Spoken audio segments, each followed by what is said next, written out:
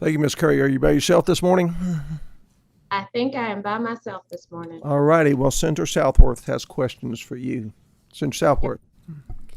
Thank you. And I noticed that we also have more of this coming this month, but this was deferred from last month. And I wanted to get a better handle on exactly what the nature of the work is that goes fairly above and beyond our normal. We're used to seeing intellectual property, at super high rates. We're used to seeing certain other type of legal work at, way higher than our contract rate. And we also understand our contract rate's pretty low, but just didn't seem to be very clear on Fair Labor Standards Act, what exactly is going on over there that this merits this legal work.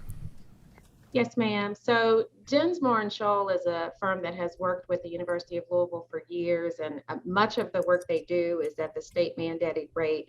Here, we're asking them to do an in-depth analysis, a compliance assessment to make sure that we are complying with Fair Labor Standards Act in all of our areas, as well as looking at our Kentucky wage and hour assessment and analysis. And that type of analysis is very, very tedious. It's time consuming. And we want to make sure that we're absolutely accurate, because it's not something that you ever want to have an issue with, and certainly want to be advised to the extent that there are any corrections that need to be made. We want to make sure that we're getting sound legal advice on those issues. And due to the nature of the work, that was the reason for the request, due to the time.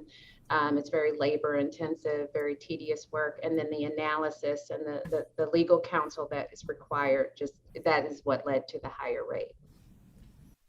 Okay, so just to get it clear, you said it was tedious and time consuming, but this is an hourly rate. So it's special expertise that the others don't normally have that aren't on our normal contracts, or just? Well, yes, ma'am. What we're trying to do is, for the sort of labor intensive work, we want to use associates on that. They have a little bit, it's above the state mandated rate, but below the range that you see there. I think the top of the range was 500, but the associates are at about 225.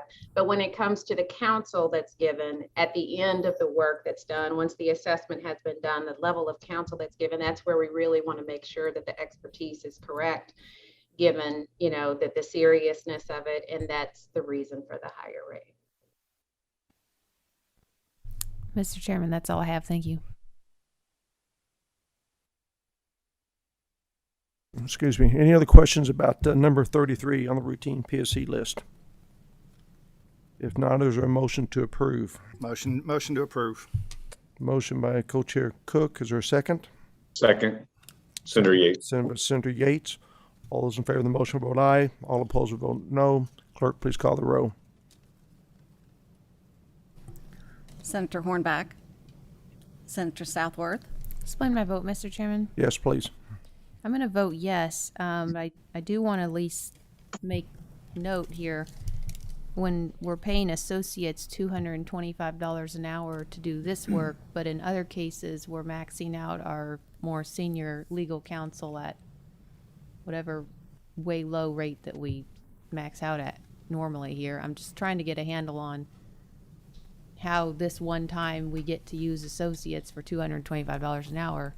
It's something that we definitely have talked about looking into before. We definitely want to keep looking into what we need to think about on legal rates. Thank you.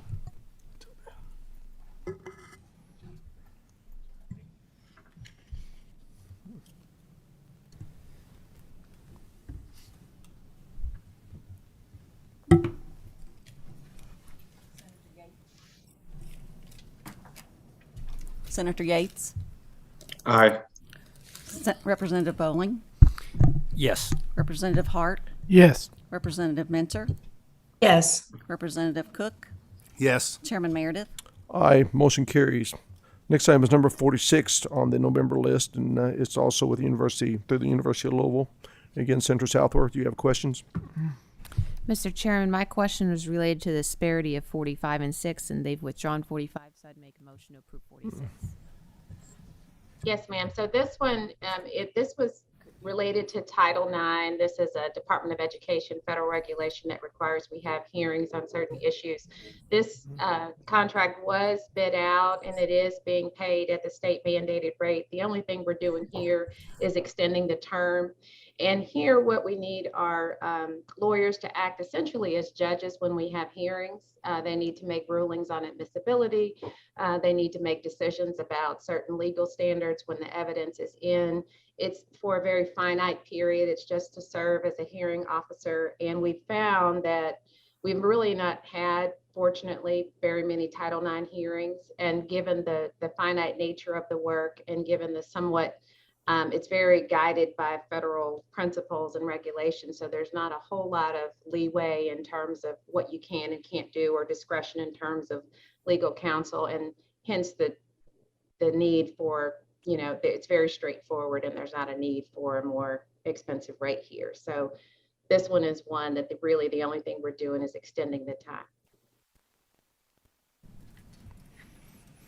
Any other questions, Senator Southworth? No, I'll just renew my motion to approve it. Is there a second? All in favor of the motion vote aye. All opposed vote no. Clerk, please call the row. Senator Hornback, Senator Southworth, Aye. Senator Yates, Aye. Representative Bowling, Yes. Representative Hart, Yes. Representative Mentor, yes, Representative Cook, Yes. Chairman Meredith. Aye, motion carries. Ms. Curry, if you'll bear with us just for a couple of moments, we've got a couple of housekeeping items we need to take care of. And we actually have you fourth or fifth on our list, but I'm going to move you up so that you can excuse yourself. So please bear with us. Next order of business, consideration of the agenda, including the deferred list, the corrections list, personal service contract list, PSC amendment list, memorandum of agreement list, memorandum of agreement amendment list, and except for those items selected for further review. Do we have a motion to consider the contracts reviewed without objection? Motion by Representative Hart, second by Co-Chair Cook. All in favor of the motion vote aye. All opposed vote no. Clerk, please call the row. Senator Hornback, Senator Southworth, Aye. Senator Yates, Aye. Representative Bowling, Aye. Representative Hart, Yes. Representative Mentor, yes, Representative Cook, Yes. Chairman Meredith. Aye. Motion carries. As I just mentioned, we're going to deviate from the agenda just a little bit and go to number 39 on the PSC list. Again, this is University of Kentucky. University of Louisville. I always get those two confused. You all can work that out. Again, Ms. Curry, appreciate you being on line with us. I request this contract be pulled, and you've kind of covered this a little bit, but for the committee's information, Ms. Curry and I had a conversation last Friday about this contract and the reason for it, and it goes back to the issue that we're paying such a substantial amount higher than our 125 allowable through the state. And she did an excellent job of explaining this very unique situation. But again, Ms. Curry, if you could kind of recant some of that and give the committee a brief synopsis of why we have to go this direction. Absolutely, and of all the ones that I've spoken about this morning, this one is the most difficult because I just quite frankly hate this, but I'll explain how we ended up here with this firm. So what we needed services here are really for three areas: research compliance, healthcare regulatory work, and then employee benefits analysis. And we always start with our firms here in the state of Kentucky because they know us best. And the first issue we ran into is that there is a very small universe of lawyers that do this type of work. And when they agree to do the work, the next thing they have to do is do a conflicts check. In other words, they have to check the roster of clients to make sure that there's no one that's adverse to the university. And often what happens is that, again, such a small universe that there's usually one client that they may have that maybe years ago was adverse to the university. So it puts them in a situation where they can't represent both. Then the other issue then becomes, okay, so we then leave, unfortunately, the state of Kentucky to find someone to do the work. And what we really needed help here with is structuring our employee benefits, our retirement accounts, which is subject to the ERISA statute, which is a federal statute that is beyond complex and hard to understand. And so the lawyers that are able to do that, they're aware of how complex the statute is and they charge accordingly. It is not something that anyone that sits in my seat likes to do, but when we're talking about the retirement accounts of our employees, that is something that is sacred to the university. We want to get that right. So this is something that we had to do to make sure that we were protecting the retirement assets of our employees. At the same time, this is one that in 2022, we will be bidding out. We will find a firm. There has to be a way to bring these costs down, but this is where we are today. And I certainly understand the frustration with the prices, and I share them.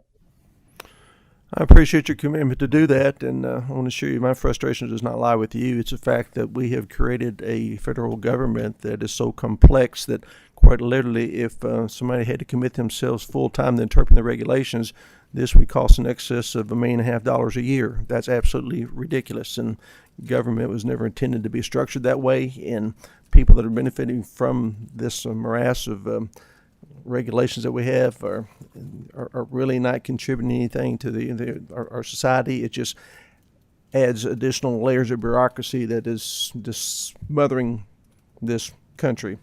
And we know that you're having to deal with this. I appreciate it. It bothers me greatly, too, that we have to invest these kind of funds just to understand that we're in compliance with the law. With that, I'll make a motion that we approve the contract as presented. Second. Second by Co-Chair Cook. All those in favor of the motion vote aye. All opposed vote no. Clerk, please call the roll. Senator Hornback, Senator Southworth, Aye. Senator Yates, Aye. Representative Bowling, Yes. Representative Hart, Yes. Representative Mentor, Yes. Representative Cook, Yes. Chairman Meredith. Aye. Motion carries. Ms. Curry, appreciate you spending time with us this morning and educating us on some of the issues that you're facing. Appreciate it greatly. Thank you. Thank you so much. First item on the pulled list is with the Department of Community-Based Services and is number 2 on the routine PSC green list. If representatives are here, please identify yourself for the record. I believe they're testifying. Yes, my name is Dr. Sarah Vanover, and I'm the Director for the Division of Child Care. Good morning. My name is Lisa Dennis, and I am the Deputy Commissioner for the department. Good morning. Appreciate you joining us. Senator Southworth has questions for you. Thank you. I'm looking at the grant information and I'm trying to get a handle. It looks like we're spending $1 million to help people do this grant request. What is the total pool of grant funds that we are helping them get? The amount that was given through the American Rescue Plan is just over $470 million. And it is not necessarily to determine which child care providers qualify. All the child care providers that were open during the pandemic prior to the passing of the bill are able to qualify. It depends on the range based on their size, based on what they pay their staff.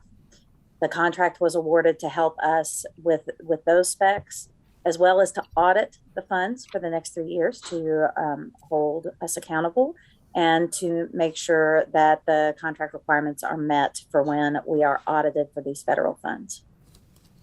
So was it a federal requirement that they were paying? You have the tier 1, 2, and 3. 1 pays $13 an hour or higher. Tier 2 pays $10 an hour or higher. And tier 3 doesn't seem to have a wage requirement. Is that federal requirements or is that something that we've put in here? We put in there, the federal requirement is that we do have to stimulate wage increase. And as you can see throughout the state right now, jobs are competitive. And child care providers throughout the state of Kentucky often end up close to the minimum wage requirement. These funds not only are to help stabilize the child care field, but also to attract new providers so that we can keep these open. Different states found different ways to distribute these funds within the federal requirements. Some states only allowed certain child care providers to do a traditional grant application and write a narrative and express that. Kentucky was more accessible to make sure that all of our child care providers would qualify. However, to distribute the funds in a way that was accessible to the funding needed for centers to remain open, we looked at the capacity. Obviously, bigger buildings have bigger mortgages, things of that nature. We also looked at the staffing requirements.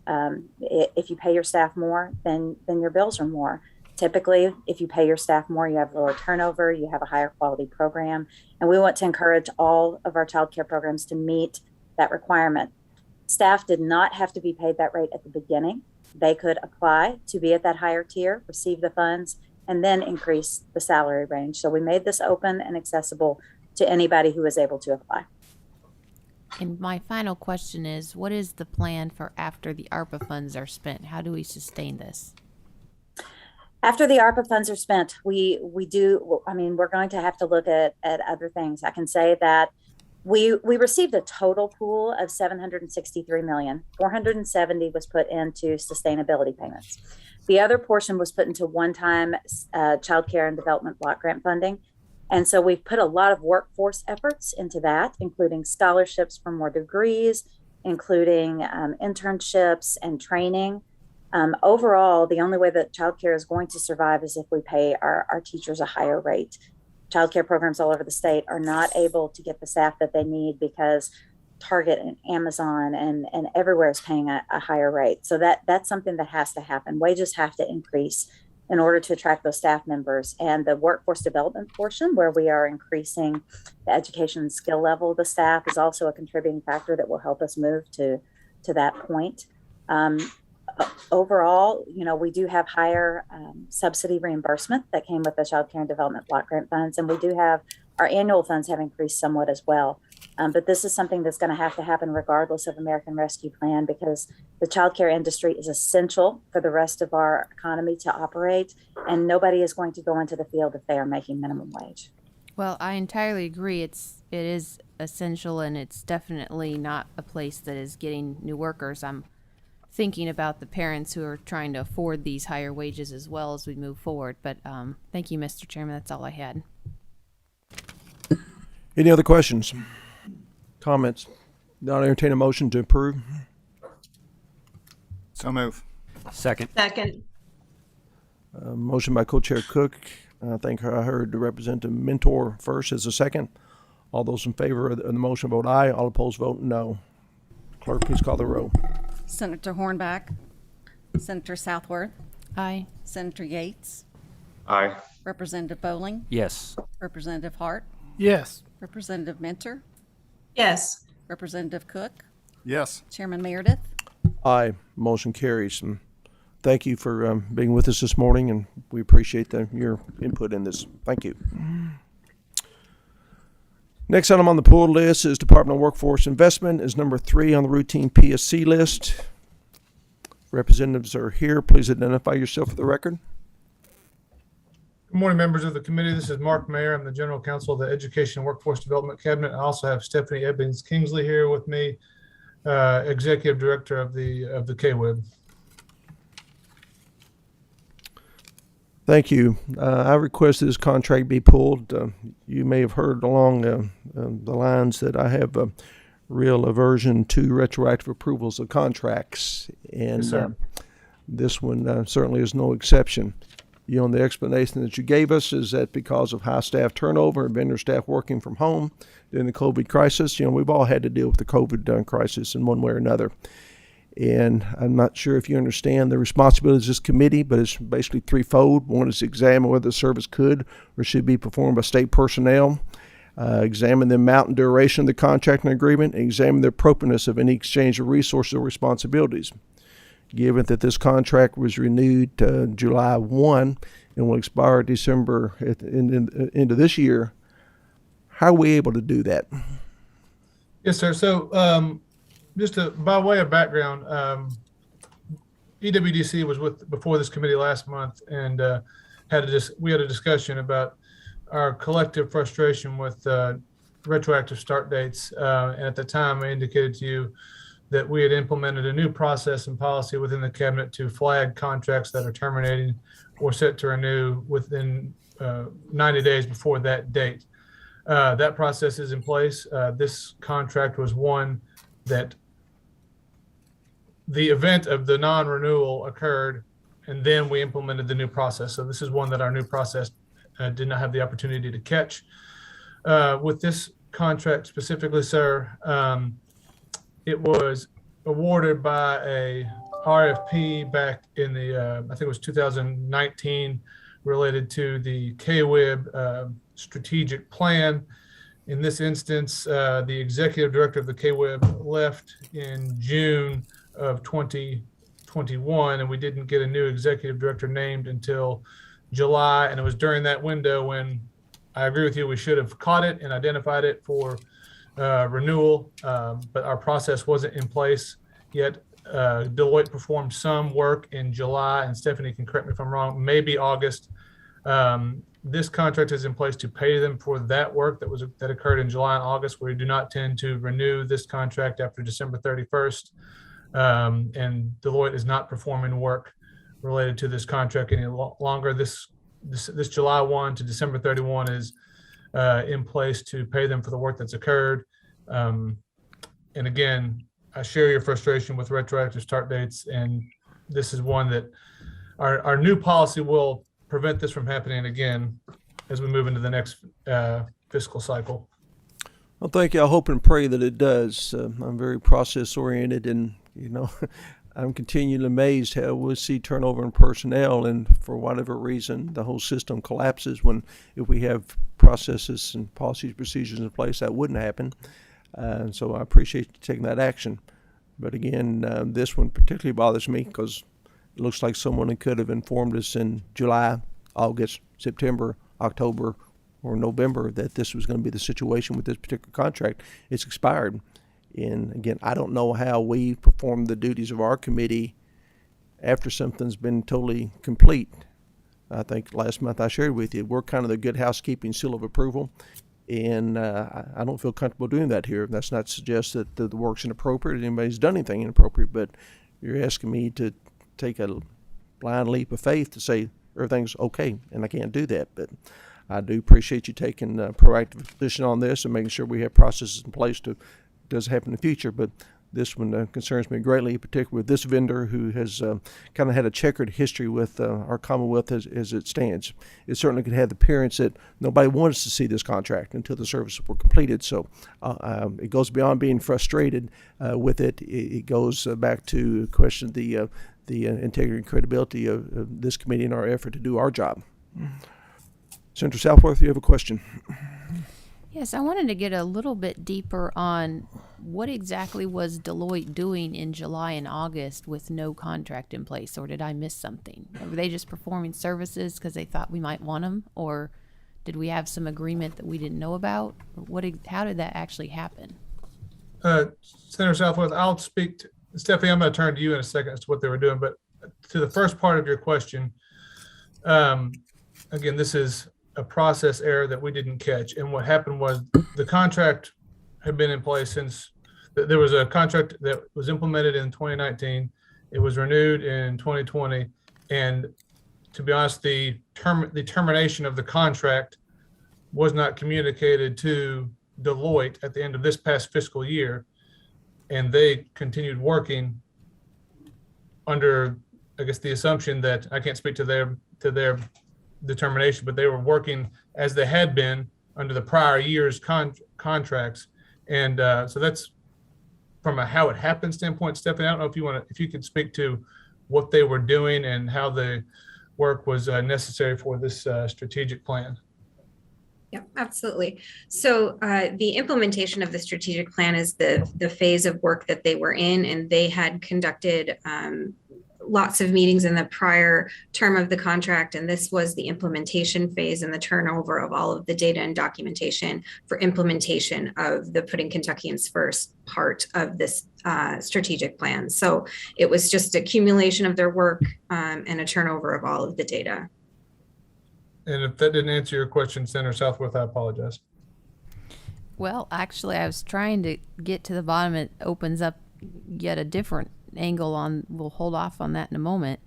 So Deloitte's contract was for a term of a year and renewals, or Deloitte's contract was for a term of 3 years and you all were planning on cutting them short 6 months? I'm still trying to figure out how they didn't know that they weren't under a contract. No, so the initial contract term, I'm looking at notes here, was per an RFP in May of 2019 through June 30, 2020. The second term was July 1, 2020 through June 30 this year. And again, I can't speak to Deloitte's point of view. This contract terminated. They were in the implementation phase, and notification of the termination did not get communicated to Deloitte, nor did we in EWC flag it, because again, the executive director was had resigned, and the new executive director wasn't in place at the time. And I understand it's nice to get reminders. I'm just trying to think of under terms of a contract, wouldn't they know when they signed it from the get-go when it ended? They need to get their work wrapped up, and whatever work's not within the scope of that contract doesn't get done, and whatever work is still yet to go, then they contact you. Is that, am I wrong there? I'm just trying. I'm sorry, I didn't interrupt you. Well, I'm just trying to figure out how many times this is going to happen, or has it happened other places where after the fact we find out, oh, somebody did work for us, let's pay them. And if they did work for us that we didn't ask for, I'm not entirely sure that's a legal liability, and now we're paying money out for people start working, making up stuff that we wanted them to do. I can't speak to whether it happens elsewhere or, that contract process in this instance, and I'm not trying to be evasive, they were performing work. I don't know why or how they did not flag it. We didn't, and that's where my responsibilities are. And, okay, sorry, saw a note pop up. And so this contract for the new term, July 1 to the end of this calendar year, is to pay for the implementation phase that they were on track to implement under the terms of the contract that terminated June 30, 2021. Okay, I will cut the rest of my questions short just with this final thing. We're not going to need to renew this. Is that because the work is completed or because it has proved unuseful? Stephanie, can you speak to the usefulness? I think the work has completed. Yes, the work is completed and the work is completely transferred over to the staff of the KWIB for continuation of the program that was implemented. So work is complete. Okay, thank you, Mr. Chairman. Will we be seeing another contract in the future from Deloitte doing an assessment of the success of the implementation of this? No, sir, not to my knowledge. Stephanie? Right. Thank No. you. Any other questions, comments? If not, is there a motion to approve? Mr. Chair, I just have one question, if I may. Yes, please. Thank you. Thank you, Mr. Chair, and thank you for speaking on this. And I know that sometimes when you do a contract, we can't get into the legalities of it because they might have, especially if there's a legal dispute. So I don't want to dive into that.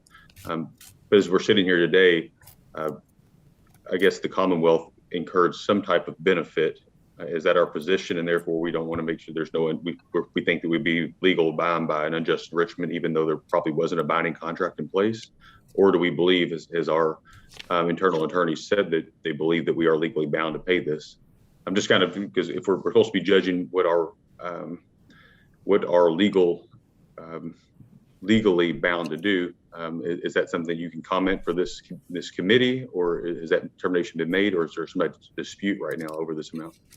There's not a dispute. The services that were conducted were for the implementation, which was contemplated,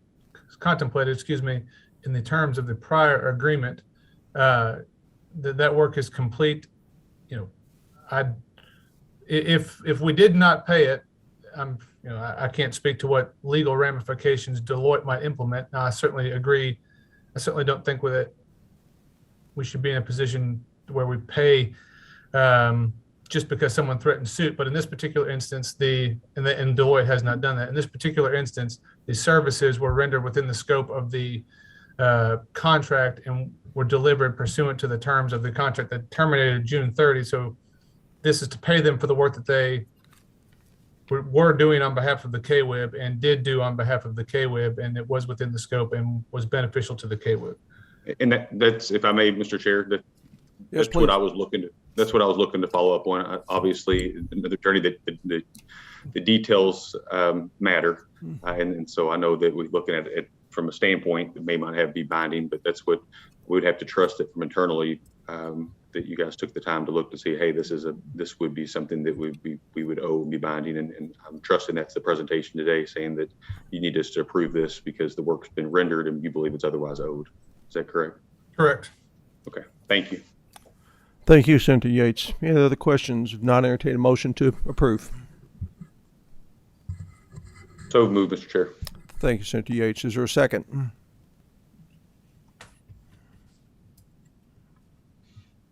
Second? If not, that motion dies from lack of second. Is there a motion to disapprove? Motion by Representative Bowling to disapprove, second by Co-Chair Cook. All those in favor of the motion vote aye. All opposed vote no. Clerk, please call the roll. Senator Hornback, Senator Southworth, Explain my vote, Mr. Chairman. Yes, please. I'm going to vote aye. I appreciate Senator Yates for bringing up a couple of different theories that this may be going on, and I had a lot more questions to try to get to the bottom of what theory I think it falls under myself, but I do think we want to at least send a signal, even if the attorneys somewhere else can identify that for us. We do want to send a signal that you can't just come into this Commonwealth, contract for services, not finish it in time, roll over, do the services anyway, and then we got to pay you more money than the original contract was for in June. And if that's not the case, maybe we need a clarity, and maybe finance can fix that. But for right now, I can support disapproval. Thank you. Senator Yates, Explain my vote, please. I vote. Yes, please. I vote no, and simply for kind of the same long as my colleague has kind of explained. As I do have some issues, obviously, with this, but as an agent that is testifying before us, we don't know all the details of it. But at this point, I have to rely on the representation that just has to be paid. It needs to be paid. I'm all for sending a signal, and I think that our chair of our committee does that very well in saying that we don't want these after the fact. This particular case, Mark, you said that we messed up, that we missed it, and that we owe it. And so I think here's where we're being financially responsible. So I vote no on disapproval. Thank you. Thank you. Representative Bowling, Aye. Representative Hart, Yes. Representative Mentor, Briefly explain my vote. Yes, please. I vote no on this motion, although I share the concerns about after the fact. But I think Senator Yates expressed what's in my mind very well. So I think that, I think that the point has been made in this committee, but today it's a no. Representative Cook, Yes. Chairman Meredith.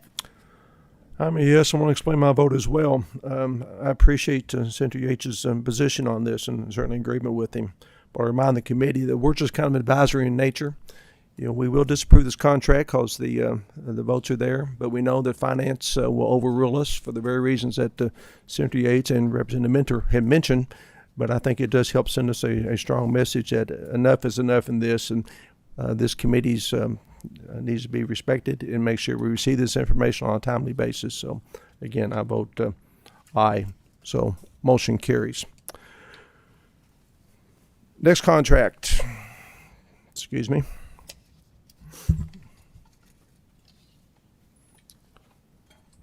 This is number 31 from the Transportation Cabinet. If representatives are here, please identify yourself for the record. Good morning, Mr. Chairman. This is Mike Hancock. I'm the Deputy Secretary of the Cabinet, and with me today is Laura Hagan, who is KYTC's Director, Division of Purchases. Good morning. Good morning. Appreciate you both joining us. I pulled this contract, and again, it's because I have a real aversion to doing business with the state of California. Not to belabor the point, but you may recall back in 2018, the Attorney General of California took issue with some legislation that we passed that had no impact on California whatsoever. But he decided that he would retaliate by not allowing his employees to travel to the state of Kentucky for business, obviously with intent to harm our economy and the working people of the state. So the question, very straightforward, is why do we want to do business with a state that refuses to do business with us? Laura, I will defer to you in terms of the process that we went through to select this firm, in hopes that explains a little bit behind how we wound up in this direction. All right, certainly. So we did issue a request for proposal for these services. And in this case, Crossbell was the only response that we received. And if, Laura, if I could add this is an issue of great importance to the cabinet. Employee safety is a top priority for us. And we, as you've seen this past weekend, as the Transportation Cabinet responded to the tornado concerns in Western Kentucky. I mean, our employees are constantly on the front line of whatever comes at the Commonwealth, whether it be snow and ice or other activities, and having our folks properly trained, having our culture safety culture such that that we're able to respond safely and get all of our employees at home at night. This study is basically just to assess where we are and to help us develop a path forward to primarily keep our folks safe. So who we hired was secondary to what we were trying to do. And we definitely wanted to hire a quality firm, which we believe these folks bring strong credentials to this arena, Mr. Chairman. I don't think anyone in this committee will argue with the intent of the contract. We certainly want to keep all of our employees safe regardless of which cabinet they're in, throughout the state. But it does concern me that we are asked to pass a lot of really what ends up being a sole source contract. This is a large country with over 40 million people now, and we only get one response for our RFP. It makes me suspect that maybe we're making these RFPs so restrictive and so specific that folks can't reply to them. So I'm sure that's a concern, aside from the fact that this is a California-based company. And again, I don't know how we send a message to California that if you're going to boycott Kentucky, then we will boycott you. But again, those are my concerns. But I'll defer to the committee as to the future of this contract. If I might add one thing, let me clarify. They were the only responsive proposal. We did receive a second response. However, it was late. It was past the deadline. So we were unable to consider it for award. So originally you said there was only one response, but now you're telling me there's one response, but there was a second response. They just did not reply within the acceptable timeframes. Is that correct? Yes, that's correct. I apologize. Then I'm curious, how do you know you have a good price for this? I mean, don't get in the argument, safety is priceless. Just we're buying a service here. How do you know we're getting a fair price?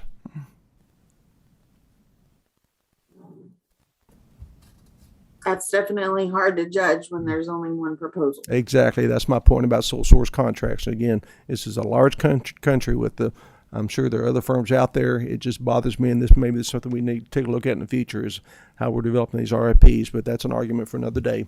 With that, I have no other questions. There is a motion to approve. Mr. Chair, I have one question, if I may. Well, certainly, yes. Thank you, Mr. Chair. Ms. Hagan, you did say there was another contract that was presented, and although it was considered, I guess, by the limitations in terms of the sole source, ending date. So I understand legally why that wasn't, but just for purposes of this committee to be able to compare the reasonableness of it, do you have the bid amount that they bid on it? Yes. And again.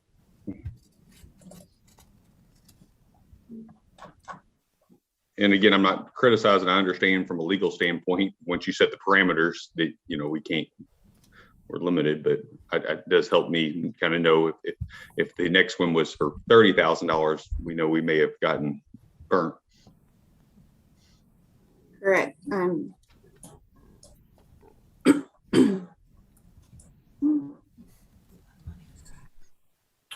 Sorry, I didn't have that information right in front of me. I'm looking.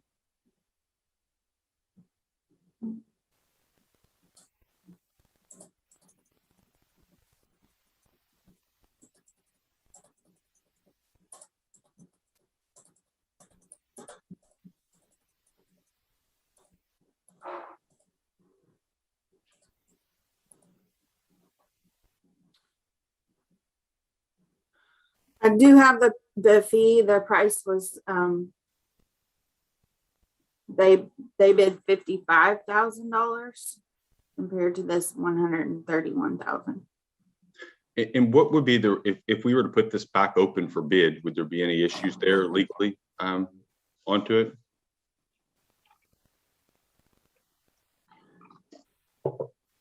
I know that the Crossbell Group has already begun some work since this contract did begin November 22nd. Oh, I So see that. we would need to pay them for what they have completed, but we can certainly cancel and reissue. And Mr. Chair, if I may ask one follow-up question. Yes, please. And I forgive my ignorance here. I'm still learning, being fairly new on it. You're doing a great job. In the event that this does happen, that you have only one on a sole source contract, even though you put it out for bid and we have one response. Obviously, this needs to begin. I understand you have a time to start. In your history of doing that, paying off, would we be in breach of contract then, since we have that they've submitted for entire contract, or do we have some kind of saving clause in there where it's kind of a pro rata deal if we decide to bid it back out?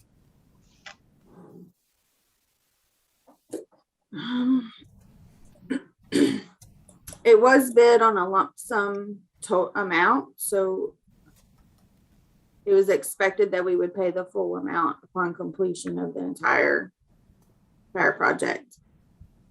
Okay. The reason I asked that is having worked the other side as the attorney on it, I don't want to put us in a position where we're in breach of a contract. We have to pay the lost profits on one and then simply pay someone else to finish out. I don't want to put us in a worse position. But I think this does underline the need for making sure we do have competitively bid contracts. In the event that we had only one person respond within a time period, would we be under any kind of restriction to turn around and rebid that? Or would we be held legally within I guess, because we did put out the offer on the bids? Right. So at any time we reserve the right to not make an award based on that RFP. I think given the goal of this contract and the nature of what they're doing, the cabinet wanted to move forward with an award to this firm. Their response was impressive. They've done this for other companies that we looked into, and we were comfortable moving forward. In the other firm that bid the $55,000 that was outside the time, were they not comparable to this firm? Is that why? I mean, I understand if you buy art, one could be a lot more expensive than the other. Then you're dealing with sole source contracts. Sometimes it deals with who they are and what they're capable of doing. Was the other firm not comparable? Right. So since they were late, we were unable to even review it at all. So we didn't even get to that point. Fair enough. Thank you, Mr. Chair. Thank you, Mr. Chairman, could I add one comment? Yes, sir. Please. And just a note for the committee, we did have this one response that Laura mentions, but Crossbell is a nationally recognized firm, and we were very satisfied to get their interest in this project. So I appreciate the committee's concern, absolutely. But we were looking at their ability to help us in the way that we needed, and we were excited to get a nationally recognized firm to offer to help us with this. I appreciate this, but this was your money. Would you have turned away from potentially saving $60,000-$70,000? If I may, so because that second proposal was late, the evaluation committee was not aware of the other proposal and their cost. Well, that's why I asked my initial question. How do you know that $137,000 is a good bid? And that's the problem with sole source contracts. And as I said earlier, I think that's something we're going to have to look at in more detail later on. But we're seeing more and more of these sole source contracts. And I asked the same question. How do you know you're getting a good price? And nobody seems to be able to answer other than they're nationally recognized. They're great. They do super work. And we're lucky to have them, which I disagree with, but not to belabor that point. But Senator Southworth, you have a question. And Mr. Chairman, I was just going to go back on the comment earlier. Senator Yates was wondering about breach of contract, and I just wanted to point out, since it hadn't been pointed out yet, every contract I've ever seen from this state always has a we can rescind clause, and it's usually a 30-day notice, but I've seen as low as 14 before, and sometimes there's no notices. I've seen those as well. So we could look at that to be sure, but they're kind of on edge, basically trusting us when they enter into these in all the languages I've seen. My comment, though, or question, I guess, on this, I just wanted to point out, I was hearing, I think it was after our last meeting or something, Kentucky's not the only state that's been boycotted by California. Apparently there's been a number of others a lot more recently, like very recently, and I wasn't aware of all that, so I wanted to reiterate, at least for some of our viewers who watch us talk about 2018, it's not just like an old, out of date type thing. It's currently active. And the other piece that I keep thinking about is, if especially in a sole source situation, California's cost of living is substantially higher than Kentucky's. And the reason why I'm generally adverse to a lot of these contracts on the coast is because I can't be sure that we're actually getting the best deal, because our cost of living is a lot less here than it is there. And so their wages are automatically higher, their overhead's higher, everything's higher, and we don't really want to be the lower cost of living state paying higher cost of living prices. Ideally, California would be contracting with us all the time because we're giving them higher level services for less cost. But of course, that's not happening. Thank you. Thank you. Representative Bowling, you have a question. Thank you, Mr. Chair. My question goes back to kind of just trying to figure out what goes on behind the scenes once you all receive these bids. Obviously, the $55,000 came in after the deadline. I understand that, but where does it go from there? Because you've got an opportunity to save a substantial amount of money, and would there be no interest? I mean, I know that, if it were me personally and it was my business and I was making that decision, if somebody says $131,000, somebody says I can do the same work for $55,000, well, I might have missed my bid time, but before I award that bid, I'm going to want to know for sure what that $55,000 bid is about before I go ahead and award a contract for $131,000. So, I mean, what was the conversation behind the scenes when that happens? Was it just, hey, it came in late, too bad, let's go ahead and go with this contract? Or what happens in that situation? If I could, and Laura's described the situation from her perspective, in that the second bid was not something that was allowable. So the committee itself never saw that. So we didn't know we had another bid. Frankly, I would have given anything if we'd had 10 bids or even 2 more bids that had been satisfactory, so we could have weighed those. We do that constantly with projects that we led as a cabinet. The discussion among the committee was, is this responsive to our needs? And the answer was absolutely yes among the committee as we looked at what the group was going to do for us. Was the price fair? We attempted to benchmark as best we could, but this is a subject area that is not so cut and dried as a highway contract. So we simply were making our best judgment that for what we were looking for, this was a reasonable amount to pay. I get that. Thank you for that answer. And I understand the committee, they were blind completely to that other bid, that $55,000 bid. But again, is there no mechanism within the transportation cabinet for when you have a sole source contract like this, that if you get another contract that might have fallen outside of the parameters somewhat, but is for a substantially less amount of money, is there no mechanism to communicate somewhere along the path behind the scenes that, hey, we might need to look at this again?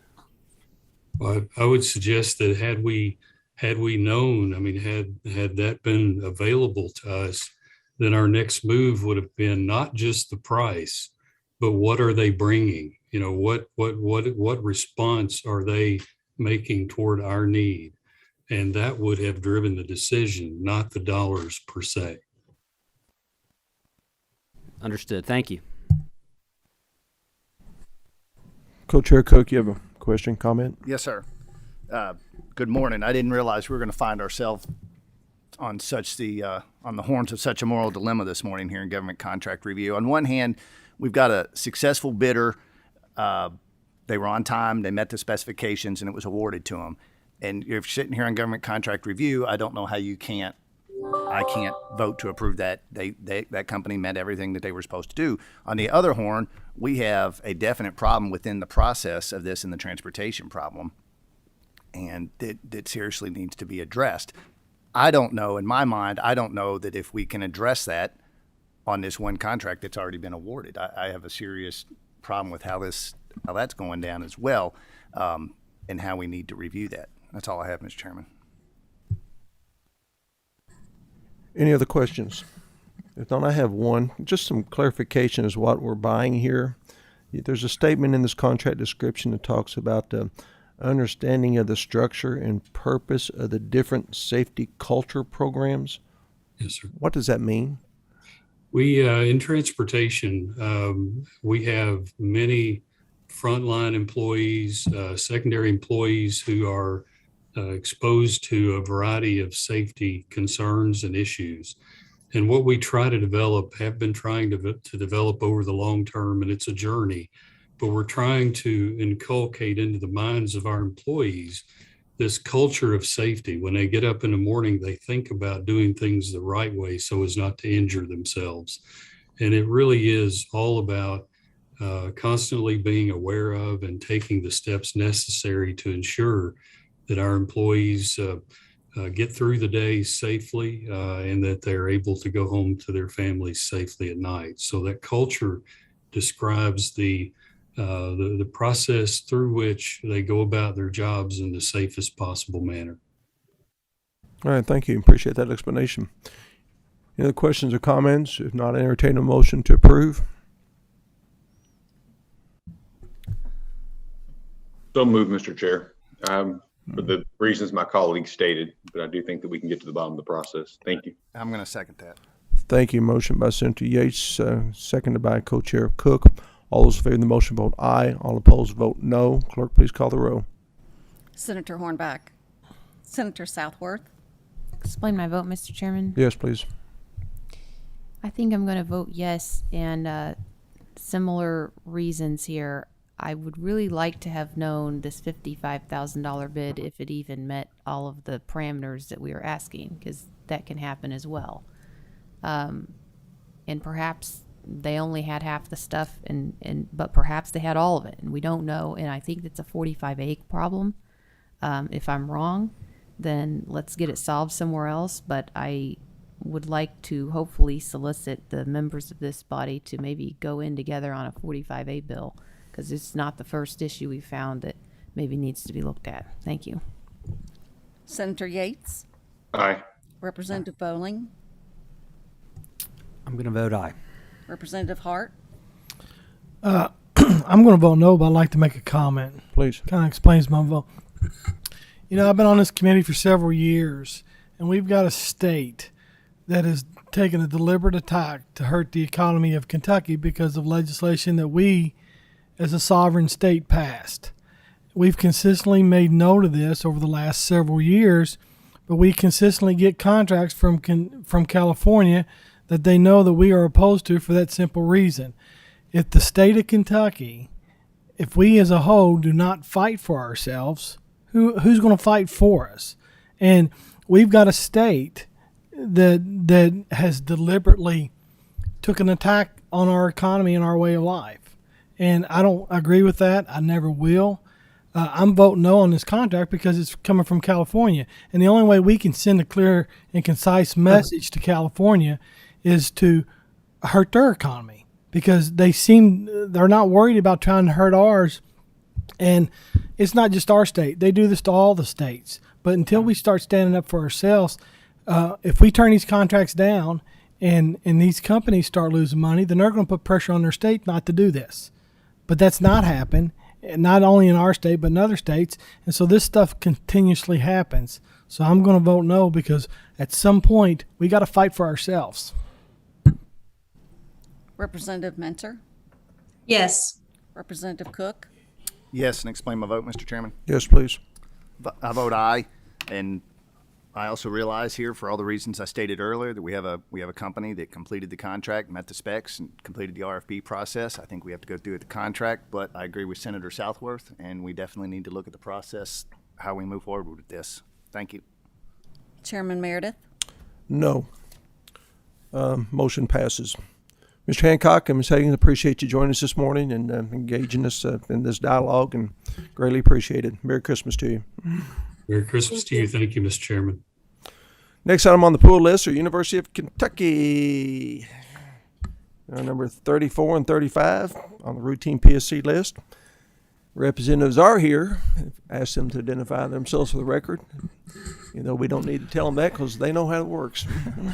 Good morning, Chairman Meredith, Chairman Cook. I'm Bart Harden. I'm the Director of Government Relations for the University of Kentucky. I have Barry Swanson with me this morning, and looks like we're going to start with Deloitte first. Deloitte raises its ugly head again. Yes, sir. We're happy to answer any questions the committee may have on this contract. Yeah, I pulled this one. Okay. Let me read you the contract description.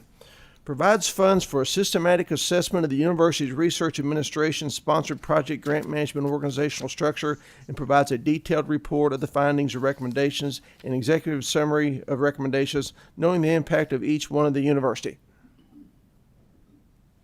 What the hell is that about?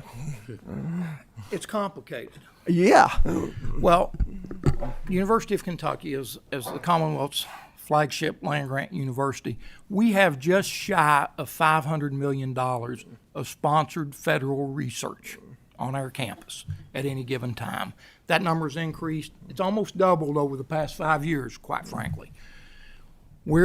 This contract is going to undertake a systematic approach to make sure, one, we're complying with all the federal guidelines with sponsored research at the federal level. As Barry told me earlier this week, it's probably equally as complicated as the federal tax code to comply with all the requirements for federal research grants. It's a monumental undertaking, and if you don't comply, you run the risk of losing the federal sponsored dollars. So that's why we have hired Deloitte to undertake this process, to look at top down to see what we need to do differently, what we can do better, make it easier to comply with all the federal requirements for this sponsored research. And we RFP'd this. This was the winning proposal, and hopefully they will come back with some recommendations. Obviously, the funds to pay for this basically come out of the sponsored research as we get, and don't quote me on this, please, but we get some percentage off those federal grants for administration. And so those are the dollars that will ultimately end up paying for this. But we are trying to figure out, one, what we can do better and what we need to do differently to make sure we comply with all the federal requirements of sponsored research. Well, I have to quote you because you're on record, so sorry. Okay, you can quote me. Remember that. It's in But then let me change that word then to approximately 10%.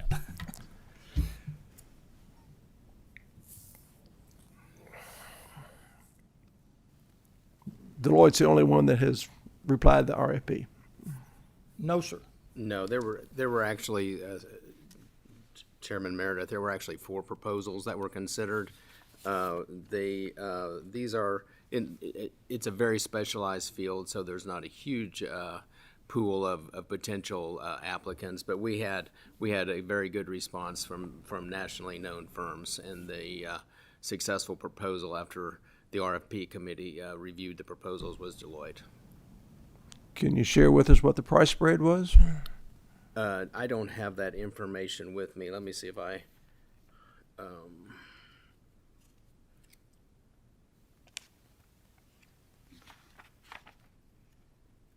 I don't have that with me. I don't have the breakdown of the other firms with me. I apologize. I will tell you that our standard process is that I'm expecting when I go home to find this would be the low cost provider, because we start there, and if that one works, that's where we stop. But if assuming they're qualified, of course, and then we move up from there. That's standard process. But I do not have the specific facts, sir. Would you confirm that for us? Sure. That they're the low bidder? Yeah, I'll confirm the range. Yeah. Well, with the conversation we've had this morning, maybe we'd be better off just contracting with Deloitte to run the state. We could save ourselves a whole lot of time. And Senator Southworth. I have a question because this is not the first contract just today and certainly not the last we're going to probably ever see on these resources that are helping us figure out how to make sure we're in compliance with things. And you said if we don't comply, then that brings problems, which we all know. But how often do we do these consulting contracts? How often are they looking at this? Have we just been out of compliance this whole time? We didn't know, and today we just boom, we're going to start with this contract? Or No, do we do this all the time? misunderstand me. I don't think we're out of compliance right now. I don't want to give you that impression at all. I think we're looking at our process to make sure that we stay in compliance, what we can do better, what we can do differently to make sure we do stay in compliance with that. We are taking a top-down approach to all of our research enterprise and trying to figure out the best processes. But to the best of my knowledge, we are in compliance today. And how often do we have these type of reviews I've been at made? the University of Kentucky just a little over 5 years now, and this is the first time I have seen this. So I can't go back any farther than that to tell you. Do you think that the federal guidelines change a lot on these things? Or are they Absolutely, pretty yes. stagnant? So you're looking at new details and your in-house staff that set up the original recipient of the grant situation didn't know or wasn't paying attention to or not talking to each other. Like why we need Deloitte. I'm trying to get to that. Well, if I may, Senator, the scope of the RFP was designed to look at not a specific project, but really the structure, organizational structure, positions and responsibilities, processes, and then the electronic data management. So, the standard playbook of roles, responsibilities, empowerment, accountability. I think that is what they were looking at our organization, look at best in class. These are complicated matters. The federal grant guidelines change constantly. It's a constant struggle for my procurement people, myself included, to keep up with that. So just making sure we're structured and organized appropriately and tracking documents appropriately and, doing our good best practices on campus to manage these $400+ million contracts. So you do or don't have a project management office there that normally does this type of work? These people assisting your project management office or are they replacing them? No, they're reviewing them. Okay. And my final question. Deloitte, the way I know them, I consider them well known for boilerplate reports. And it seems like to me there are a number of research grants out there going to other universities. There are a number of land grant universities. And I'm sure that UK is special because they do stuff that nobody's done in the whole wide world ever. But there are other things they're probably doing that are similar to other people. And I'm wondering, does Deloitte have other of these recommendation reports from other universities that we've reviewed, that your project management office has reviewed, to incorporate as best practices internally without needing special contracts? Has that already all been done, or are we blind to what Deloitte might say and we're going to find out after we pay them? I mean, Deloitte does many of these reports for our peer institutions. There's no doubt about that, and that's one of the reasons we selected them for their specialized expertise in this area.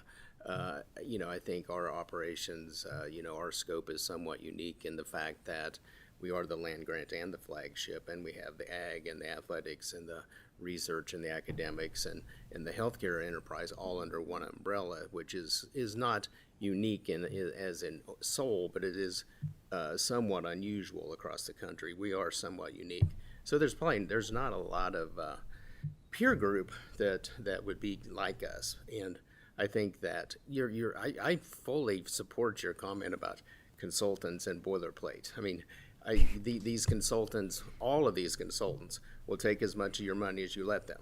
Let's just be clear about that. And so, it's our job to play just as hard to save money as they do to make money, and we all go home unhappy. But that's the guidance I give to my staff. But you're absolutely correct. I 100% support that comment. But I think that Deloitte, with their experience in our unique scope, quite frankly, I think we need to hold them accountable, providing a unique report tailored to the University of Kentucky, and that's a challenge for us to do. Well, I agree it's going to be a challenge. I would just encourage you to get your project management office reviewing all their other former reports before they give you your report, and you'll be able to establish in black and white exactly how custom it was, and we'll know for future reference, and they will already be able to implement some of their recommendations before we even have them. Thank you. Mr. Swanson, can we quote you on that comment you made about the consultants? Yes, you may, sir. It's a Thank comment you. I make widely and proudly. Any other questions, comments regarding this contract? If not, would entertain a motion to approve it. So moved. Motion and a second. All those in favor vote aye. All opposed vote no. Clerk, please call the roll.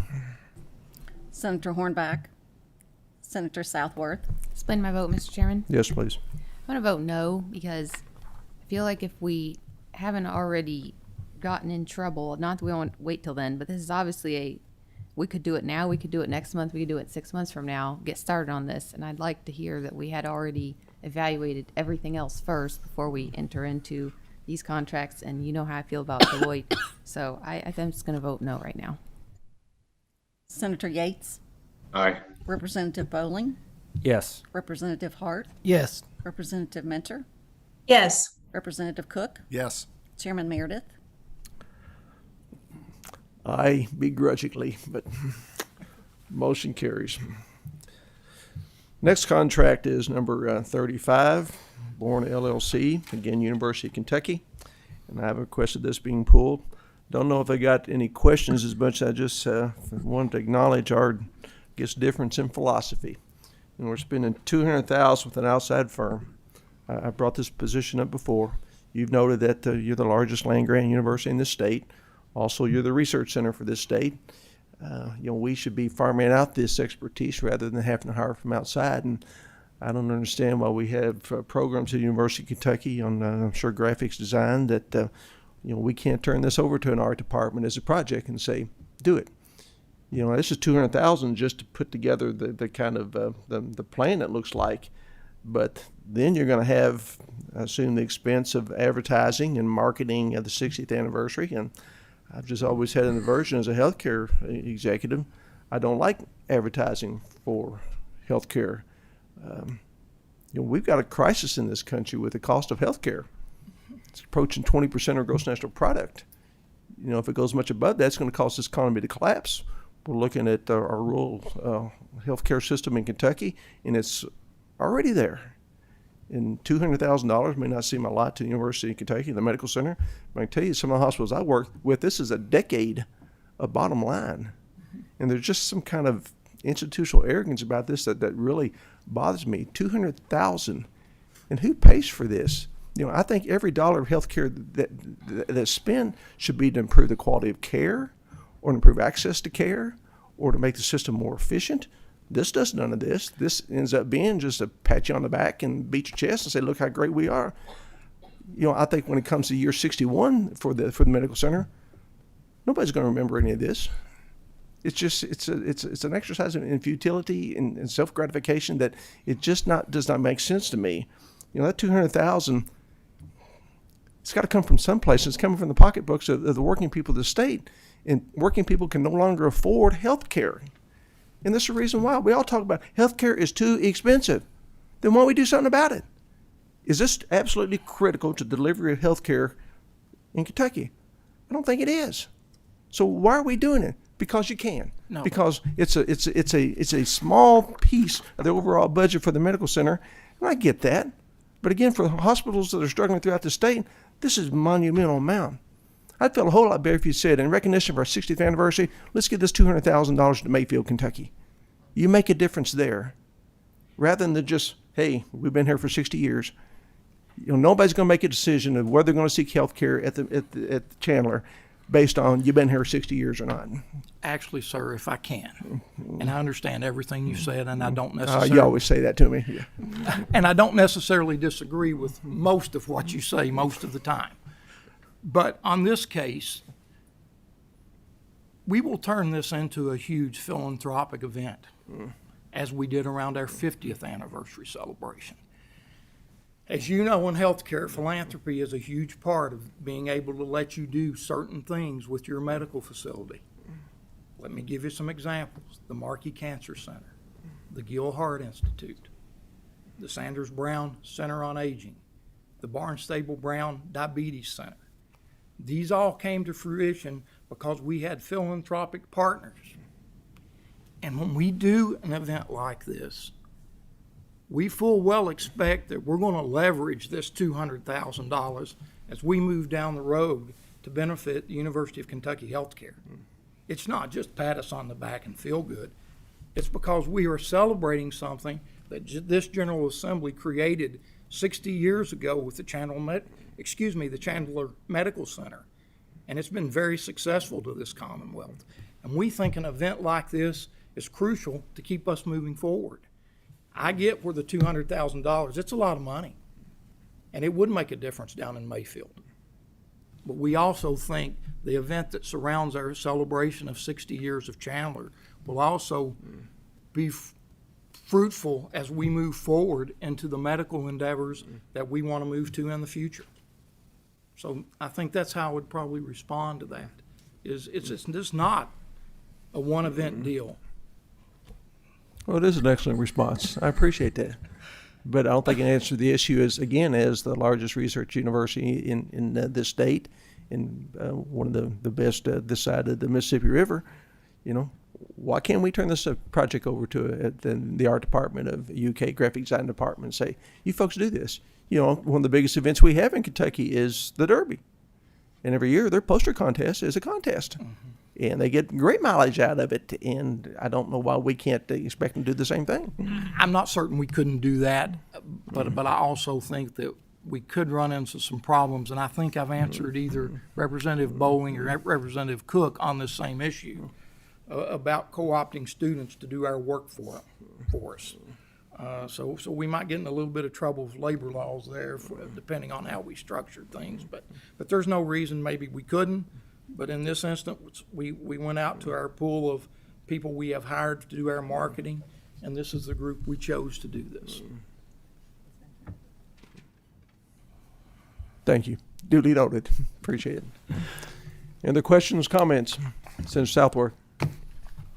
I'm trying to get to the bottom of exactly the difference here because you have a public health care versus private health care. And I'm thinking if I was private health care and I wanted to bring in a bunch of donors, I would make my investment for the event, donors, future partners, whatever all stuff you just mentioned, all would make their way in and it would be an investment that I would see pay off for later. The difference between, and everybody always says, you know, we need people to run the government like a business. And I thought that was a good idea until I thought about it and actually worked here. No, we don't, because businesses are seeking to grow. Businesses are seeking to expand. Businesses are seeking to do things that will enhance the business. Not necessarily, although it helps to have the customer enhanced, but it's not as much about the customer as it is about the business. And in public service, it's the opposite. We have to serve the customer. And here, the customer doesn't care how big UK healthcare is as long as they're getting healthcare when they show up and need it. That's right. And obviously, this can become as complex as you want with, you know, these new partners are going to be able to bring in this or that. But that's all futuristic, and we do a 2-year budget around here, not because we don't want to plan further forward, but because we're taking in the tax dollars to do it. And so there's limitations to futuristic investing because of the nature of public service. And so I'm thinking about public funds going into a marketing initiative in this fiscal year. We're not sure if we're going to see the results from. In the next fiscal year, we're going to be told we've got a surplus and now we can spend it, when in fact it's really payoff from this original investment and it's not getting translated that way. I'm just seeing there's a lot of ways that this probably would work better if it weren't public tax dollars we're talking about. Actually, and I don't want to get into the debate over tax dollars, there are no general fund dollars in UK healthcare. Well, that's fine, I understand that, but we all know that public money goes to UK healthcare, not just from the private pockets. So whether we want to call it direct or indirect, tax dollars go there. And we have to figure out how many tax dollars do we need to send there, because based on the need. And Chairman just mentioned, we didn't see that marketing for future investment and additional donors was actually a public interest need.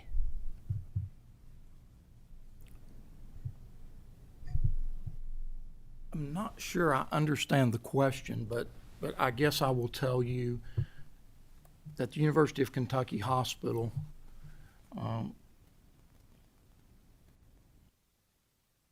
is full 100% of the time. We service primarily the entire population of this state from Lexington east and south. I think our mission is a public mission. It always has been. It was created that way, and I think it will continue to be that way. But in order to provide health care to this Commonwealth, we will have to continue to grow. We will have to continue to expand, and we will have to get better and use our dollars smarter as health care evolves. We've seen that. The price of health care is outrageous. We all know that.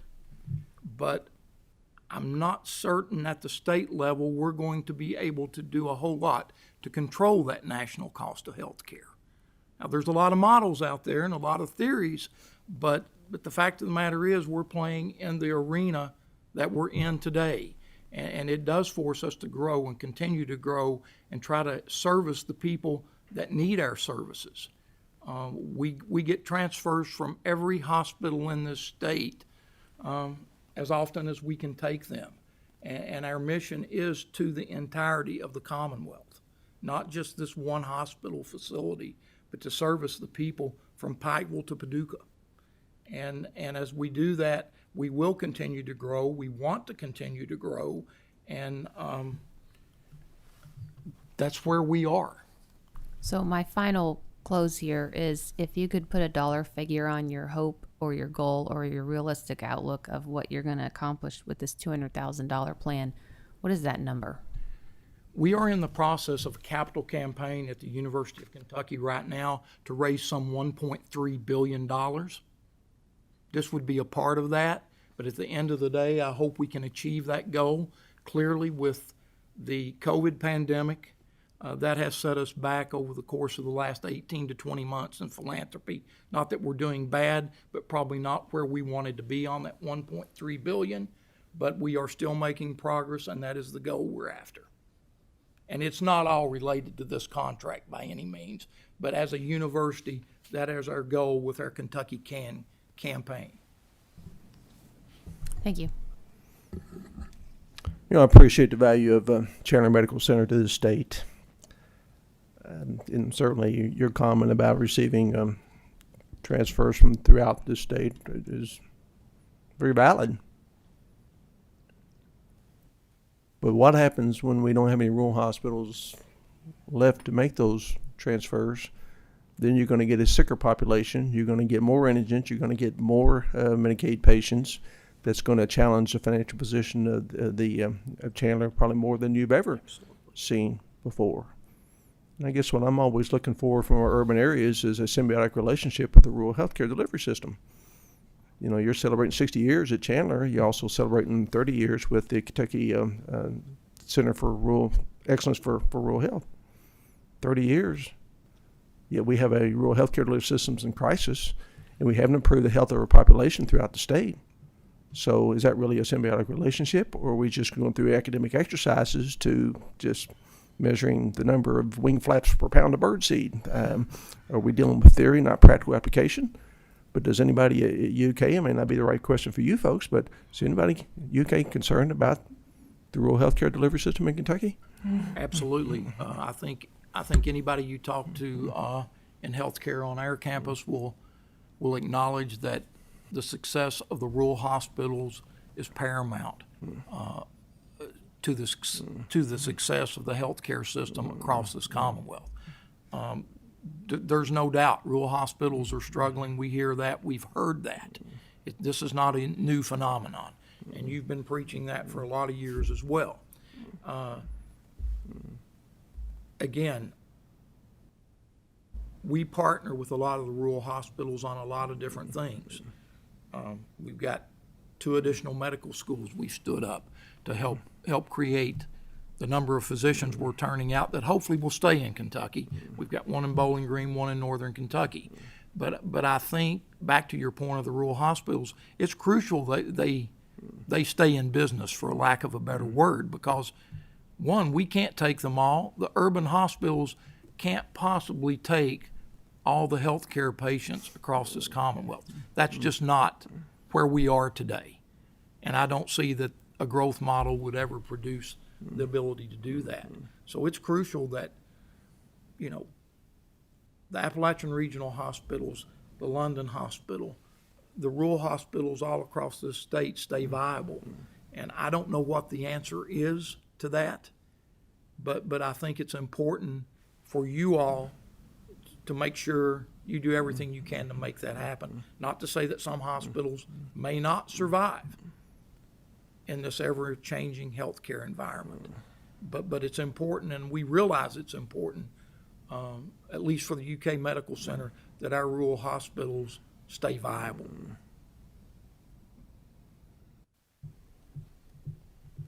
Sounds like the response I get from the MCOs, and my reaction to them is always the same. Great, show me some action. But that's discussion for another day. I don't mean to labor this. I'm sorry. I apologize to the committee for that. But any other questions, comments about this contract? Mark, Representative Hart. You'd mentioned earlier how y'all use this as a tool for your philanthropy. Can you just elaborate on it a little bit? Is it a big, when you have an anniversary, do you raise 10 times, 20? Just elaborate on it a little bit so we can get an idea how useful this is as a tool to raise money for the university. I can probably get you some money. We don't do this often. I think the last time we did something like this was at the 50-year mark, which was 10 years ago. Unfortunately, neither one of us were around at that time at the university, but I can probably get you some numbers, I think, to demonstrate, you know, some of the bump we might get from an event like this.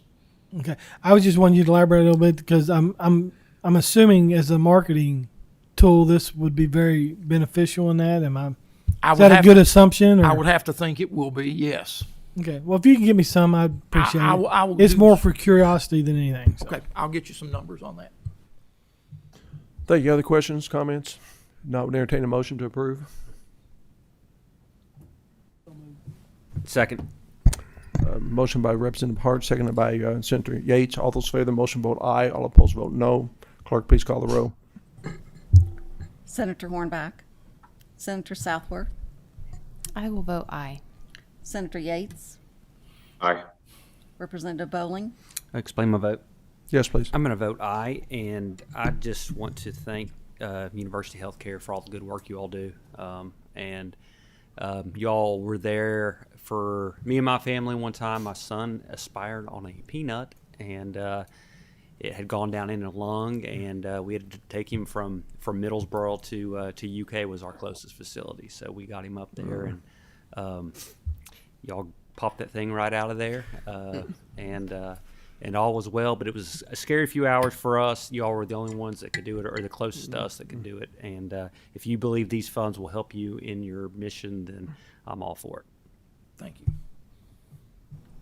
Representative Hart, Yes. Representative Mentor, Yes. Representative Cook, Yes. Chairman Meredith. Aye. Motion carries.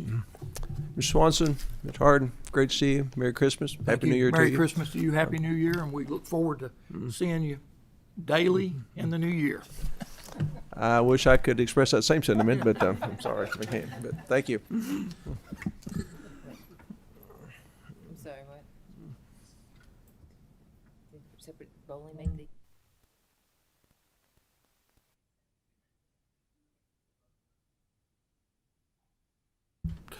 the Last but not least, we have Eastern Kentucky University. I see that Ethan's been waiting anxiously in the back of the room. And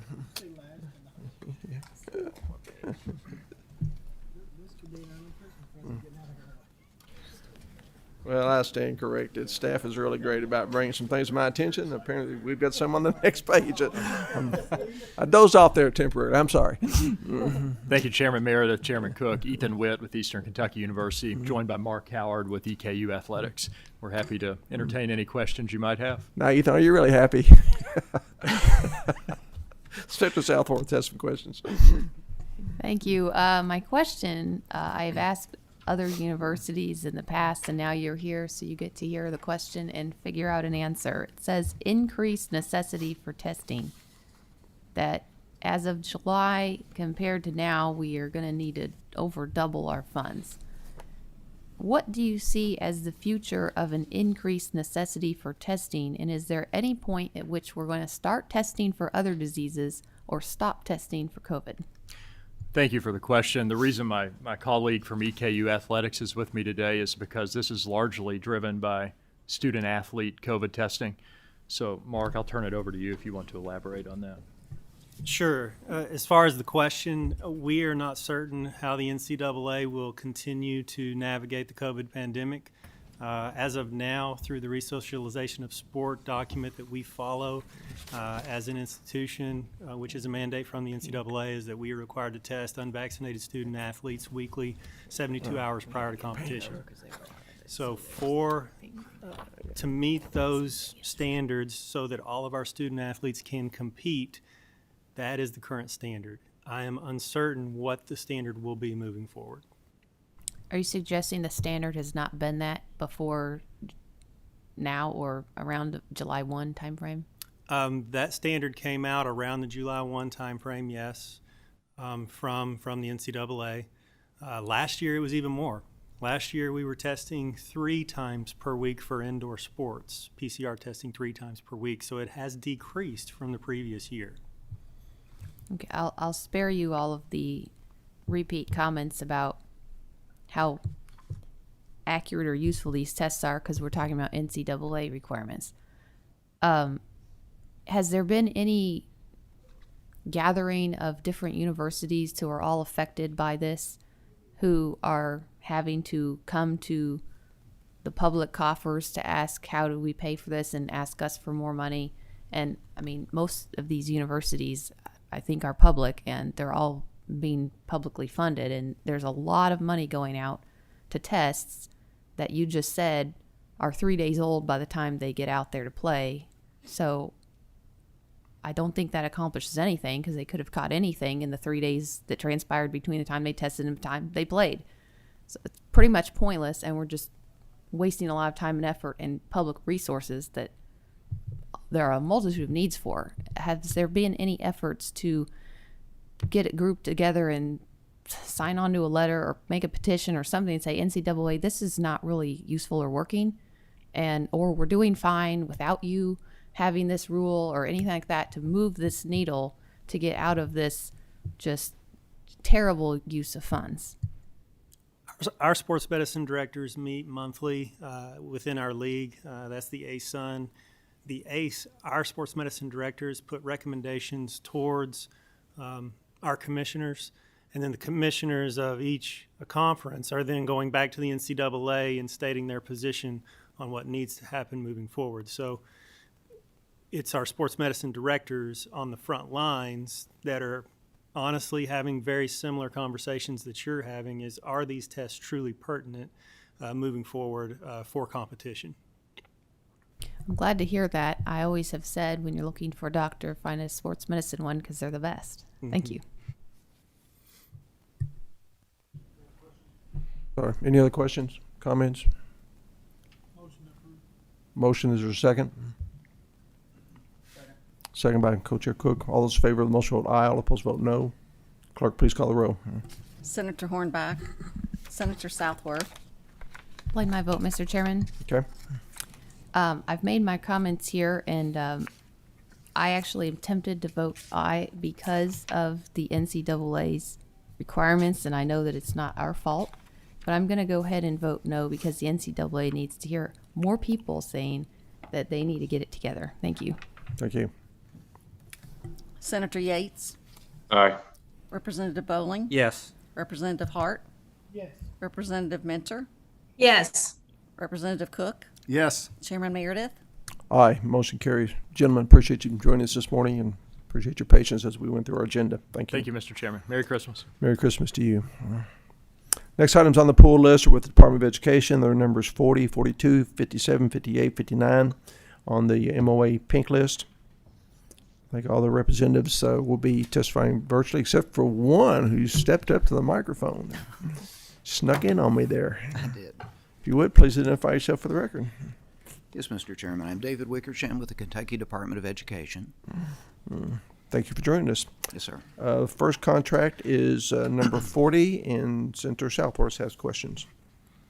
I'm sorry, that's mine. I pulled that one. Yes, The description we have on this: provide funds to evaluate services and develop and implement an evaluation plan which aligns with the project activities across all core components of the project, develop progress and progress benchmarks, outcome measures, continued collection and analysis of evaluation data related to all activities, includes data on facilitation, implementation process, and progress outcomes, have bi-weekly meetings with project staff, participate and facilitate stakeholder meetings across all key components, provide ongoing consultation regarding evaluation findings, and provide key insights informed by the data. What are we trying to accomplish here? I'm happy to fill you in on that. Thank a little you. bit. Yes, sir. The Office of Special Education and Early Learning at the Department of Education has two initiatives that are funded through the American Rescue Plan. One is focused on early learners, P2 students, and then separately high school students with disabilities who are about to transition into post-secondary life. We have been funded through the state set-aside to pursue both of those initiatives, to provide direct district-level, school-level support to both of those groups of students and also teachers and building administrators. So wanting to be good stewards of that money, what we're doing is we're retaining the Human Development Institute at the University of Kentucky to essentially give us feedback as we develop plans for implementation to provide that kind of support. The plan that we've got in place has them providing that frequently, being involved in helping us establish metrics that will tell us whether we're successful as we roll out those efforts, and we're trying to get that in place early so we can make any course corrections that we need to in order to inform what we do over the life of the funds. Does that help? Excellent. Yes, okay. sir. Appreciate it greatly. Yes, sir. Wish that had been said in the description here. I Saved you a understand. trip. Any other questions, comments? If not, entertain a motion to approve. Motion by Representative Hart, seconded by Co-Chair Cook. All those in favor of the motion vote aye. All opposed vote no. Clerk, please call the roll. Senator Hornback, Senator Southworth, Aye. Senator Yates, Aye. Representative Bowling,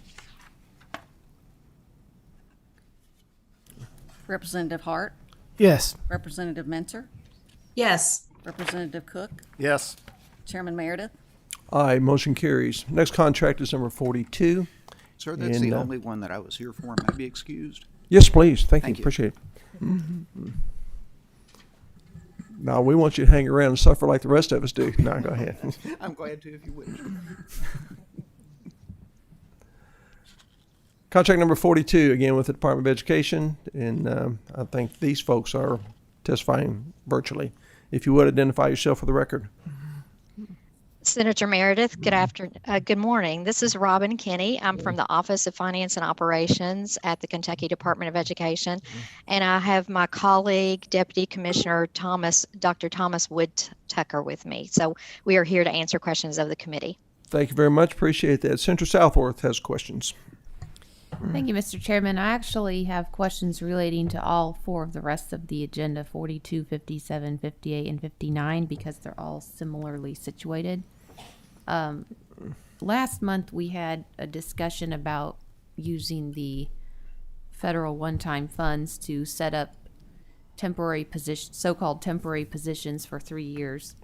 And there was one Mr. Sweeney that was getting ready to be hired as a contract rather than a full-time employee, so that we could use federal funds to support this new position.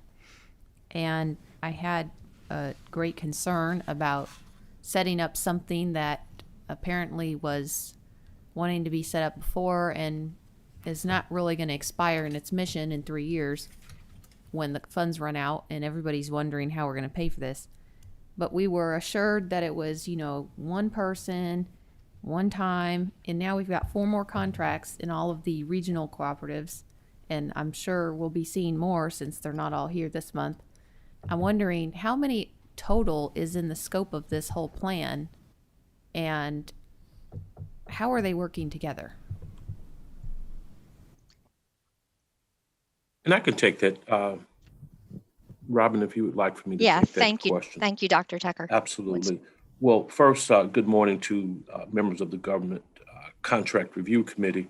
And certainly, I want to thank you all. I thank the chairman for taking a moment of silence in recognizing our students, staff, and families across the Commonwealth, especially those students and staff and community members who have been impacted by the devastating storm. Just as a point of clarification, Dr. Sweeney is on an MOA. He shifted from being the coordinator of comprehensive school counseling to our director of diversity, equity, and inclusion. Again, I want to thank the committee for approving that. So that's a memorandum of understanding with the school districts, Jefferson County Public School District. So that's a fixed position. The position he's leaving, the comprehensive school counseling position, now that is a position that is, we're using ESSER money to fund that position for 3 years. Great question regarding the 8. So right now we're going to approve 4, and you're right, we will have 4 more regional cooperative positions. So this is a memorandum of understanding with each of our co-ops plus with KDE's Office of Special Education. And so with this memorandum of understanding between KDE and our co-ops, the contractor will provide a diversity, equity, and inclusion coordinator at the regional education cooperatives for 3 years. The coordinator will meet with the school and district leaders to offer proactive strategies that will help assess and implement diversity, equity, and inclusion efforts for all students, and especially in our regions that have been hit. We do know the pandemic has really wreaked havoc on all of our students, especially those students who have unique learning disabilities or abilities, I should say. I would rather say abilities than disabilities. And also those students who have come from marginalized groups. These regional coordinators would help in those efforts. In fact, we will dispatch them there as well. And the funding is for 3 years, awarded annually. And your $1 million question is a very important question that we're thinking about. You know, how do we sustain this? I can say right now that this is a service. This is something, as one of our senators, I think it was Senator Yates on November 8th, pointed out, this is something we've needed here in the Commonwealth, and I'll say across America for quite some time, reaching each student regardless of their background, regardless of their race, their ethnicity, language spoken at home, or their financial status. My guess, this is going to cause school districts and our co-ops to look at existing funds and reappropriate funds to meet the needs of all of our students.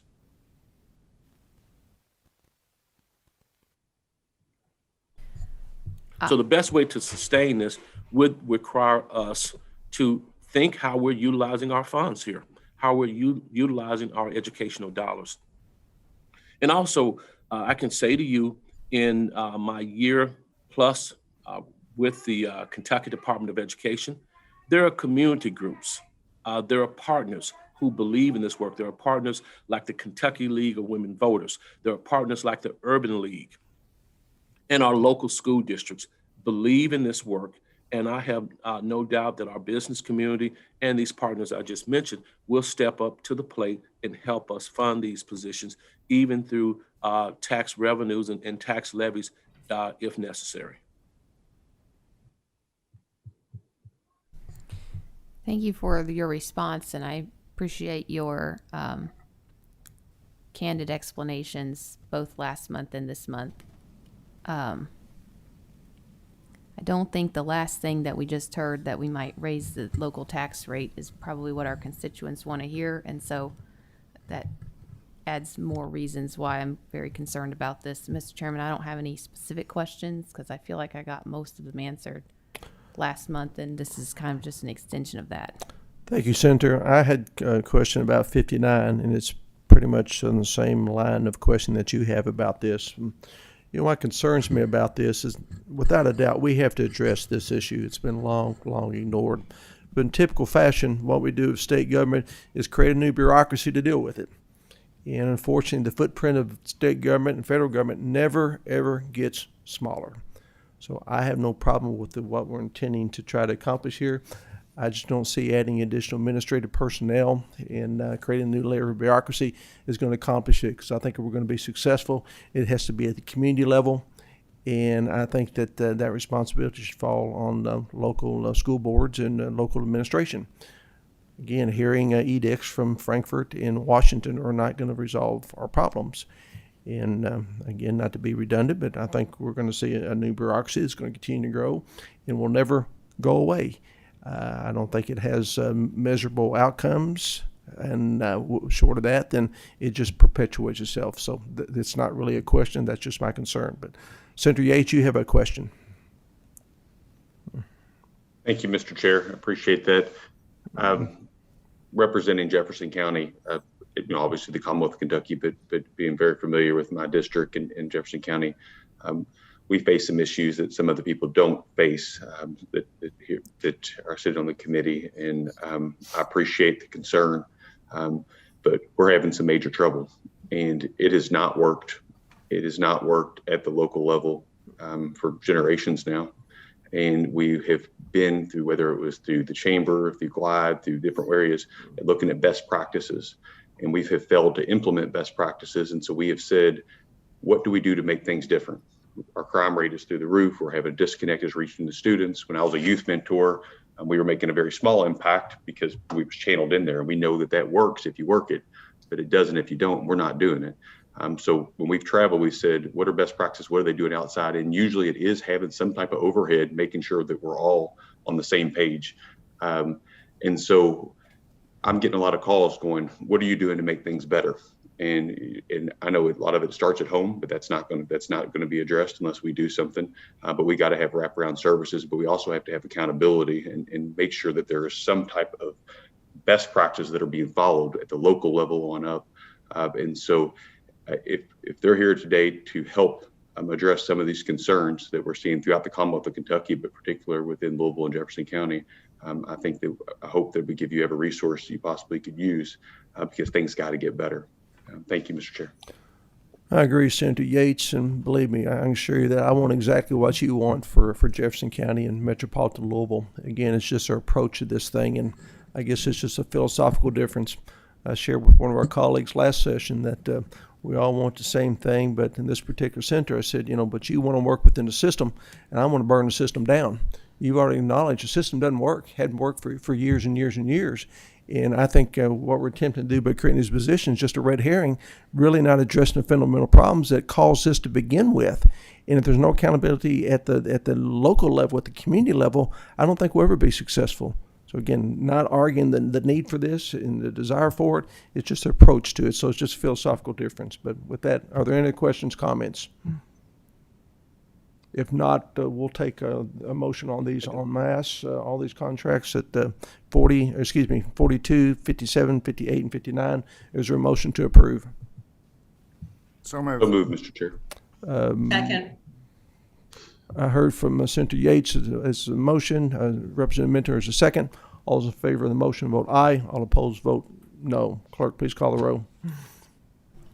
Senator Hornback, Senator Southworth, Explain my vote, Mr. Chairman. Yes, please. I'm adopting all your comments and using it as my explanation for no vote. Senator Yates, Aye. Representative Bowling, Yes. Representative Hart, No. Representative Minter, Yes. Representative Cook, Yes. Chairman Meredith. No. Motion carries. Thank you for testifying this morning. We appreciate hearing from you. Truly do. Final items on the agenda. Representative Hart, this is the last but not least. Okay. We have several exemption requests. You've seen those, so don't ask me to read these to you. They all are within acceptable guidelines, all from two from the Department of Agriculture and one from the Board of Veterinary Examiners. And, excuse me, looking at the next page, Energy and Environmental Cabinet has 3 as well. If there are no questions, comments about those, I entertain a motion to approve those exemption requests. So moved. Motion by Representative Hart, seconded by Co-Chair Cook. All those in favor of the motion vote aye. All opposed vote no. Clerk, please call the roll. Senator Hornback, Senator Southworth, Aye. Senator Yates, Aye. Representative Bowling, Yes. Representative Hart, Yes. Representative Mentor, Yes. Representative Cook, Yes. Chairman Meredith. Aye, motion carries. Before we adjourn, just please remember this is our last meeting for this calendar year. The next meeting will be when we're in session. It'll have to be upon adjournment of both chambers and it's scheduled for January 11th. So please put that on your calendar and be prepared to meet in January. With that, I want to wish everyone a very Merry Christmas and a Happy New Year, and just express my appreciation to each one of you for the time and effort you put in this meeting. Senator Bowling. Thank you. Thank you for the promotion there.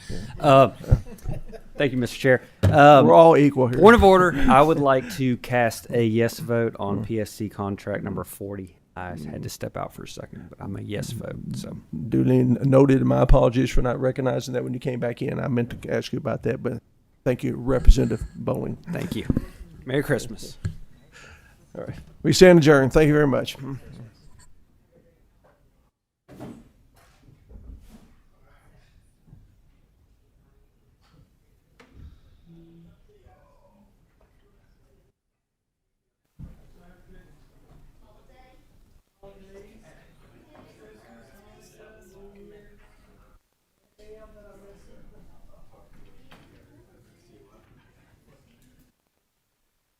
Guys.